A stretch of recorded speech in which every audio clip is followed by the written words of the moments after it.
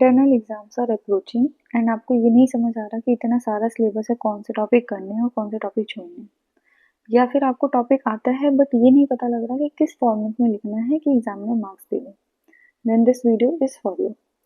सो इस वीडियो में मैं मोस्ट ऑफ द कॉलेजेस में जो यूनिट कवर हो रही है एनाटॉमी के इंटरनल एग्जाम्स में, वो है upper limb, lower limb and general anatomy. तो मैं उसके most important topics and important topics cover करूंगी जो आपको रिवाइज करके जाना ही जाना है। You can't skip these topics. तो उसके अलावा मैं आपको वो फॉर्मेट बताऊंगी जिसमें आपको एनाटॉमी का एग्जाम लिखना है कि आपको मार्क्स मिल सके। एनाटॉमी में आपको कहानी नहीं लिखनी होती है, आपको वो फॉर्मेट बहुत ज़रूरी है। आप अगर फॉर्मेट में लिखोगे तो आपको मार्क्स मिलेंगे ही मिलेंगे। टू द पॉइंट आपको पढ़ना भी वैसे ही है, तो आपका एक अप्रोच हो जाएगा।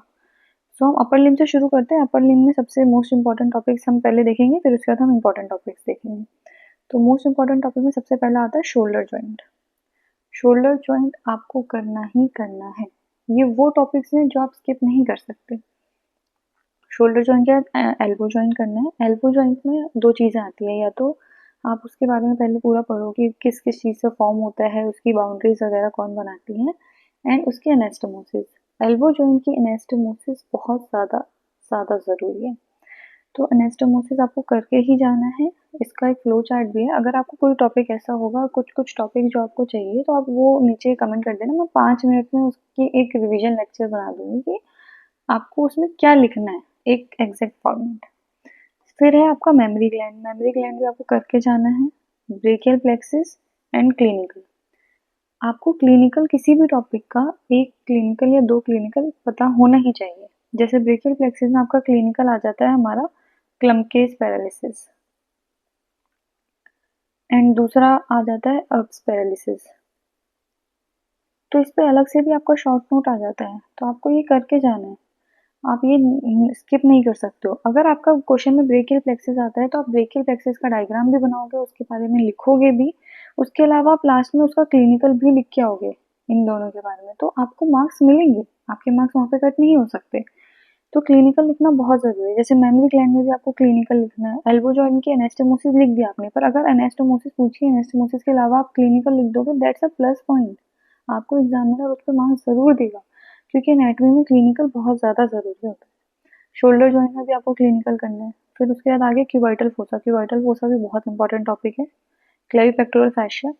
एक ध्यान रखना है आपको एक चीज़ कि हर क्वेश्चन में आपको डायग्राम बनाना है, चाहे क्यूबाइटल फोसा का डायग्राम बनाना हो, चाहे क्लेविपेक्टोरल फैशिया का डायग्राम बनाना हो। आपको सारे डायग्राम्स बनाने हैं। डायग्राम बहुत इंपॉर्टेंट है। Median nerve, ulnar nerve. Nerves के बारे में आप फ्लो चार्ट में लिखोगे तो अच्छा रहेगा। नर्व में कि कहाँ से शुरू होता है वो, फिर कहाँ जाता है, फिर कहाँ जाता है। एक फ्लो चार्ट में अगर आप लाइन बाय लाइन लिखते जाओगे ना, आपके लिए पढ़ना भी इजी होगा, उस हिसाब से याद करना, और आपके लिए बनाना भी इजी होगा। उसका भी आप डायग्राम बना सकते हो। मैंने भी उसको डायग्राम से किया था। मतलब आप हर एक वेन ले लो कि आर्म, फोर आर्म, हैंड, तो सब में कहाँ कहाँ वो जा रहा है और कौन कौन सी वो ब्रांचेस दे रहा है, तो उस हिसाब से आप कर सकते हो। फिर एक्सिलरी आर्टरी। एक्सिलरी आर्टरी का भी आपको डायग्राम आना चाहिए और फ्लो चार्ट आना चाहिए उसका। मोस्ट ऑफ द क्वेश्चंस अगर आप फ्लो चार्ट के भी फॉर्म में लिखोगे ना, ज़्यादातर कॉलेजेस में बीडी चौरसिया फॉलो होती है, तो बीडी चौरसिया में फ्लो चार्ट दिया हुआ है। अगर आपको एंड मोमेंट कुछ नहीं हो रहा, आप वो फ्लो चार्ट भी याद कर लो हर एक टॉपिक का। दैट इज ऑल्सो इनफ, क्योंकि उसमें सारा कंटेंट दिया हुआ है। फिर कार्पल टनल सिंड्रोम। ये 10 मोस्ट इंपॉर्टेंट टॉपिक्स हैं जो आप बिल्कुल स्किप नहीं कर सकते, बिल्कुल भी नहीं कर सकते। इसके अलावा इंपॉर्टेंट टॉपिक भी है। ये वो टॉपिक है कि अब आपका एग्जाम टाइम आने वाला है। एग्जाम टाइम पे आप सारा का सारा सिलेबस एक बार में तो रिवाइज नहीं कर सकते हो, तो आपको ये टॉपिक करने होंगे। या तो आप इसको नोट डाउन कर लो, या तो फिर मैं डाल दूंगी इसको पीडीएफ को, आप टिक करते चलो कि ये टॉपिक आपको स्किप नहीं करने हैं। उसके बाद इम्पॉर्टेंट टॉपिक है।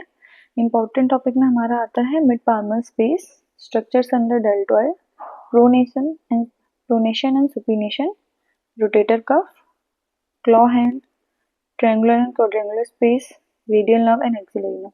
ये बहुत छोटे छोटे टॉपिक्स हैं। पता है ऐसा लगता है कि इतने सारे टॉपिक्स हैं, बट अगर आप करने जाओगे ना, बहुत छोटे छोटे टॉपिक हैं। आप करोगे तो बहुत जल्दी जल्दी कवर हो जाएंगे, 5-5, 10-10 मिनट में भी कवर हो जाएंगे अगर आपने एक बार भी पढ़ा हुआ है। ट्रायंगुलर एंड क्वाड्रेंगुलर स्पेस में दो ट्रायंगल्स होते हैं, क्वाड्रेंगुलर स्पेस होता है, तो इनमें कुछ नहीं है, बस इनकी बाउंड्रीज तो याद करनी है। अगर आ गया तो आपका प्लस पॉइंट है कि आप लिख दोगे। फिर उसके बाद हम लोअर लिम्ब में देखते हैं, तो लोअर लिम्ब में जो हमारे मोस्ट इम्पॉर्टेंट टॉपिक्स हैं उसमें hip joint, knee joint. Joint बहुत इंपॉर्टेंट होता है, लॉन्ग क्वेश्चन में आ सकता है, लॉन्ग क्वेश्चन में अगर आ गया तो आपको लिखना पड़ेगा। नी जॉइंट में शॉर्ट में भी आ सकता है, जैसे आपसे बीच में कुछ उसका पार्ट पूछ लिया या कुछ पूछ लिया। femoral triangle, femoral hernia, femoral canal, popliteal fossa, femoral sheath, medial and lateral longitudinal arc of foot, sciatic nerve, great saphenous vein। इसके बाद इंपॉर्टेंट टॉपिक है आपके जैसे कि sartorius, structure under gluteus Maximus, inversion and inversion, foot drop. इसमें से कुछ चीज़ें आपके प्रैक्टिकल में भी रिपीट हो जाएंगी।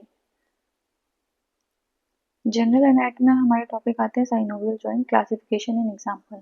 साइनोवियल जॉइंट का क्लासिफिकेशन बहुत इंपॉर्टेंट है, ये ज़्यादातर जनरल एनाट के क्वेश्चन में साइनोवियल जॉइंट ही आता है। Blood supply of long bones, classification of bones, epiphysis, cartilaginous and fibrous joint, structure of classification of muscle, pivot joint and sesamoid bone. अब इसमें देखो जैसे कि कैसे कवर करना है, कि क्या लिखना है, कैसे लिखना है, हाउ टू राइट आंसर्स। तो सबसे पहले एक बात आप ध्यान रखो कि आपको डायग्राम बनाना है, डायग्राम से आपको 60% मार्क्स मिल जाते हैं। करेक्ट लेबल होना चाहिए, टाइम मिले आप उसको कलर कर दो, कलरफुल डायग्राम होगा और अच्छा होगा, एग्जामिनर आपको मार्क्स देगा। अगर उस डायग्राम को आपने एक्सप्लेन कर दिया तो 20% मार्क्स आपको वहां से मिल जाएंगे। क्लिनिकल लिख दिया तो 20% वहां से मिल जाएंगे। आपको मार्क्स लाने वैसे 100% मार्क्स कहीं नहीं मिलते, पर आपने इतना मिल गया ना, लिख दिया ना, तो आपको 80 to 90% मार्क्स आपको मिल जाएंगे एनाटॉमी में, क्योंकि एनाटॉमी में मार्क्स मिलते हैं। टू द पॉइंट आंसर चाहिए, इसमें आप घुमा फिरा के आंसर मत दो। अब जैसे फॉर एग्जांपल आपको कैसे लिखना है, तो मैं एक एग्जांपल ले लेती हूँ साइनोवियल जॉइंट का। साइनोवियल जॉइंट का आपका क्वेश्चन आया,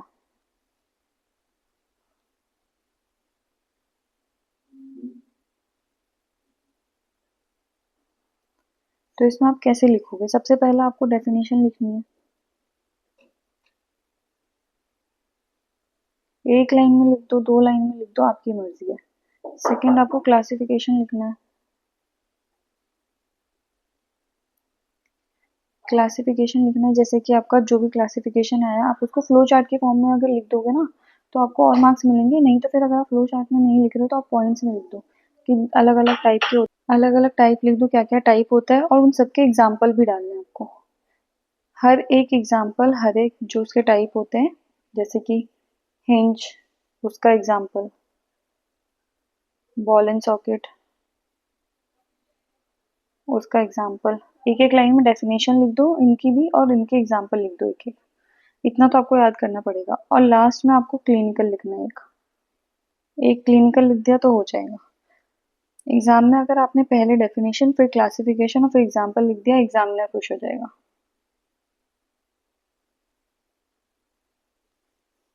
सो आपको मेन ये देखना है, एनाटॉमी में घुमाने फिराने की जरूरत नहीं है, रट्टा मारो, अच्छे से इंटरनल एग्जाम दो एंड टेंशन मत लो। फर्स्ट टाइम है, पहली बार कोई एग्जाम दे रहे हो, बट कोई भी एग्जाम टफ नहीं होता है, लास्ट टाइम पे सब कवर हो जाता है। जो एनर्जी लास्ट में एग्जाम के टाइम पे पढ़ने की आती है वो पूरे टाइम नहीं आती।